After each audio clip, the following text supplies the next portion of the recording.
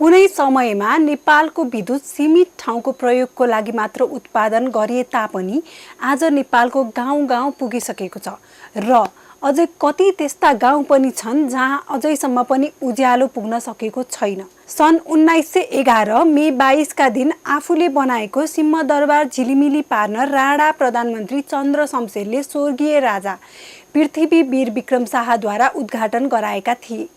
So आयोजना 500 किलोवाटको थियो र 110 भोल्टको थियो। त्यस परियोजनाको नाम चन्द्र ज्योति बिजुली राखिएको थियो र यो नै नेपालको फर्पिङमा सुरु गरिएको पहिलो विद्युत आयोजना थियो। यसै बिजुलीको केही प्रतिशत त्यस समयमा काठमाडौँ सहरका सर्वसाधारणको लागि प्रयोग गरियो। हुन पनि सिंहदरबारमा मात्रै बत्ती बालेर कसरी चल्थ्यो? राणाहरूको भाइ भारद्वारहरू पिच्छेको दरबारमा पनि त बाल्नै पर्यो नि। त्यही न्युमा काठमाडौँका जनताले मधुरै 110 भोल्टको बत्ती बाल्न पाए। फर्पिङ परियोजना आएको लगभग 25 वर्षपछि प्रधानमन्त्री देव शमशेरले 640 किलोवाटको अर्को विद्युत आयोजना सुन्दरीजलमा 1936 मा सुरु गरे। त्यसपछि बिस्तारै आवश्यकता अनुसार खोपासी, सुनकोशी, त्रिशुली, देवघाट जस्ता विभिन्न आयोजनाहरू बन्न थाले र विद्युतीय विकास हुन थाल्यो। तर पनि शहरीकरणको विकास, उद्योग कलकारखानाको विकास, घर घरमा बिजुलीका सरसाधनको प्रयोगमा अत्याधिक विकासले गर्दा आएका विद्युत परियोजनाले धान्न नसक्दा विद्युत सङ्कट 1989 देखि नै सुरु हुन थाल्यो। पछि खिम्ती आयोजना आएकोले सन् 2005 सम्म लोड सेडिङ भएको थिएन। यसले पनि धान्न नसकेपछि 2006 देखि लोड सेडिङ सुरु भएको थियो। सन् 2006 पछि जनताले 18 घण्टासम्म लोड सेडिङको सामना गर्नु परेको थियो।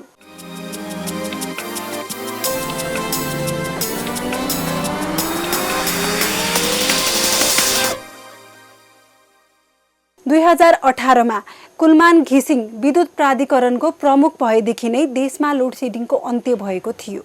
त्यस समय जनताको मनमा अनेक प्रश्न उठेको थियो। खासै कुनै योजना नआई भइरहेको विद्युत शक्तिको भरमा कुलमानले कसरी लोड सेडिङ हटाए? लिइरहेको भन्दा खासै ठुलो विद्युत भारतबाट खरिद नगरी नै यसरी कुलमानले कसरी लोड सेडिङ हटाए? कुलमानको बुद्धि र चतुर्याई किन सन् 2005 भन्दा पछिका 10 वर्षमा राज्य सत्ता हाँक्ने राजा, दर्जनभर प्रधानमन्त्री, हजारौं मन्त्री वा विद्युत प्राधिकरणका प्रमुखहरूले देखाउन सकेनन्? के यहाँ जनतालाई प्रश्न गर्ने अधिकार छैन? के यहाँ जनताले शङ्का गर्ने ठाउँ छैन? के सन् 2006 देखि 2016 सम्म कुलमान आउनु अघिसम्मका सबै राज्य सत्ता हाँक्ने दर्जनभर प्रधानमन्त्री, हजारौं मन्त्री वा विद्युत प्राधिकरणका प्रमुखहरू भ्रष्टाचारमा चुर्लुम्म डुबेका थिए? के मैन, मट्टितेल, इन्भर्टर, ब्याट्री कम्पनी वा व्यापारीहरूबाट पनि ठुलै रकम सोहोरिरहे? तत्कालका राज्य हाँक्नेहरूले लोड सेडिङ गराएका त होइनन् भने कसरी कुलमान आएको 2 महिनाभित्र नै 7 घण्टा लोड सेडिङ हटाए? योजना होस् या परियोजना, प्राधिकरण होस् वा त्यसको पानी, पोल, तार, गाडी, मिटर, टर्बाइन्टर आदि सार सामग्री होस् कि कर्मचारीका वा मजदुर होस्, यससँग व्यावहारिक रूपमा जनतालाई रत्ती सरोकार छैन। किनभने हामी जनताले राज्यलाई हरेक चिजमा संसारकै ज्यादा कर बुझाएका छौँ।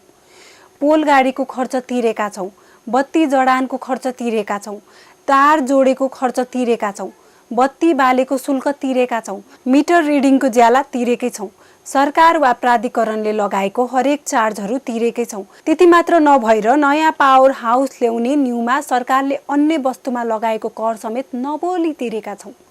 त्यसैले हामीलाई सरोकार बत्ती निरन्तरता आउनुसित मात्र छ, न कि लोड सेडिङ वा त्यसमा जोडिएका सयौं हजारौं कुरासित। यो कुलमान घिसिङको चाकडी, चाप्लुसी वा समर्थन होइन। यो त नेपालको प्रशासकहरूको नालायकीपन वा लायकीपनको एउटा चर्चा मात्रै हो। कुलमान घिसिङ 2073 सालको भदौ 31 गते नेपाल विद्युत प्राधिकरणको कार्यकारी निर्देशकमा नियुक्त भए। त्यतिखेर देशभर दैनिक 7 घण्टा लोड सेडिङ थियो। सुक्खायाम बढ्दै गएपछि तत्काल लोड सेडिङ 11 घण्टा पुग्ने प्रक्षेपण थियो। अघिल्लो वर्ष 16 घण्टासम्म लोड सेडिङ भइसकेको थियो।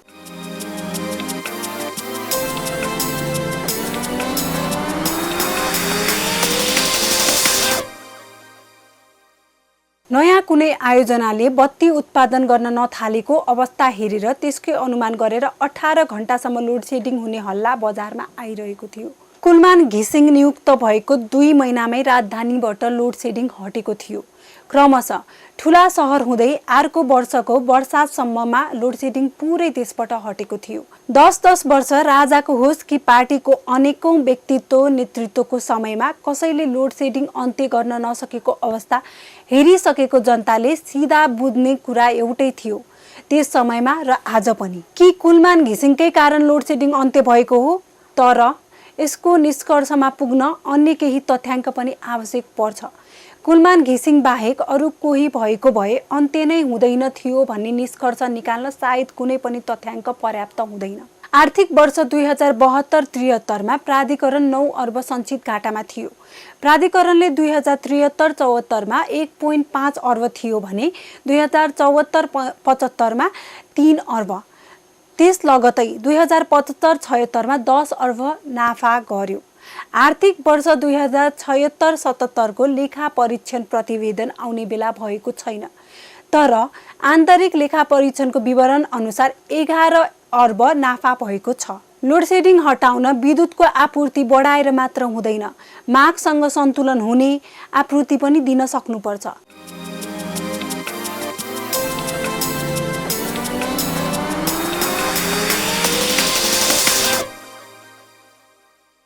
कुलमान घिसिङ फेरि नियुक्त हुने कि नहुने भन्ने कुरामा धेरै नै बहस भइरहेको छ। सरकारी स्तरमा मात्र नभई सर्वसाधारणलाई समेत कौतूहलता जगाएको छ। व्यापक रूपमा सामाजिक सञ्जालमा कुलमान घिसिङ फेरि नियुक्त भएको कुरा हल्ला हावा जस्तै फैलिएको छ। एक थरी भन्छन् कुलमान घिसिङ नेपाल विद्युत प्राधिकरणमा बस्नु आवश्यक छैन, किनभने कुलमान एक्लोको कारणले नेपालको लोडसेडिङ हटेको होइन। यसमा सरकारदेखि निजी व्यापारीहरूसम्मको ठूलो हात छ। अर्को थरी भन्छन् कुलमान जस्तो योग्य प्रशासकलाई सरकारले अर्को खराब अवस्था भएको संस्थाको जिम्मेवारी दिएर त्यसलाई पनि उकास्नुपर्छ। अझै अर्को एक थरी भन्छन् कुलमान नै हुनुपर्छ, उनी आएपछि हामीले अँध्यारोमा बस्नु परेको छैन। तर्क वितर्क र कुतर्क समेत अनेक छन्। सबैको आआफ्नो विचार छन्। धेरैको मनमा डर बसेको छ, कतै फेरि नाफामा गएको संस्थान नयाँ वा अर्को प्रशासकको कुप्रशासनको कारण घाटामा जाने त होइन। कतै फेरि प्रशासकको कुव्यवस्थापनको कारण लोडसेडिङ झेल्नु पर्ने त होइन। कुलमानले विद्युत प्राधिकरणमा यी 4 वर्ष जुन असल सिस्टम बसाल्न सके, कि त्यो अर्कोले जस्ताको त्यस्तै जोगाउन सक्ला वा अझै राम्रो गर्ला, कि फेरि गर्तमा जाला? के कुलमानले फेरि विद्युत प्राधिकरणमा जस्ताको त्यस्तै अर्को कुनै डुबेको संस्थानमा गतिलो व्यवस्थापन गर्न सक्लान् वा नसक्लान्? विद्युत प्राधिकरणमा अब कुनै अर्को नयाँ प्रमुख आएर लोडसेडिङ हुने वा आउने अवस्था सिर्जना भयो भने जनताले के गर्लान्? यस समय मेरो मनमा एउटै प्रश्न खेलिरहेको छ। अनिल केशरी शाह नाम चलेको सिइओ हुन्, तर के उनलाई कुनै मिडिया वा कुनै अन्य क्षेत्रको काम दियो भने के अहिले जतिकै काम गर्न सक्लान्? के डाक्टर सन्दुक रोहितलाई टेलिकमको जिम्मा दिएमा वा कुनै अन्य क्षेत्रको काम दिइयो भने के अहिलेको जत्तिकै प्रख्यात होलान्? के कुनै व्यापारीलाई प्रज्ञा प्रतिष्ठानको कुलपति बनाएमा प्रभावकारी होला वा कुनै साहित्यकारले गोरखापत्रको व्यवस्थापन राम्रो गर्ला? मेरो दृष्टिमा गोरखापत्र संस्थान व्यापारी संस्था हो। त्यहाँ व्यापारिक हुन् र भएको मान्छे नै खोज्न सक्नुपर्छ। प्रज्ञा प्रतिष्ठान कला संस्कृति र साहित्यको धरोहर हो। त्यहाँ यसकै मर्म बुझेको मान्छे राख्न सक्नुपर्छ। नत्र हजारौं लाखौं एकड़ जमिनमा धान खेती गर्ने हामीले युरोप अमेरिकाका कुनै विश्वविद्यालयमा गएर गमला वा कुनै 10 हाते सेडमा धान खेतीको अनुसन्धान गरे जस्तै पो हुने हो कि? आजलाई यति नै। म समय सान्दर्भिक विश्लेषण लिएर अर्को शनिबार फेरि आउने नै छु। त्यति बेलासम्म तपाईहरुसँग केही सल्लाह वा सुझाव भए मलाई ट्विट भने पक्कै गर्न सक्नुहुनेछ @AVA_खबरीमा। त्यस्तै गरी हाम्रो खबरीको युट्युब च्यानल र फेसबुक पेज पनि लाइक र सब्स्क्राइब पनि गर्न सक्नुहुन्छ। हस्त नमस्कार।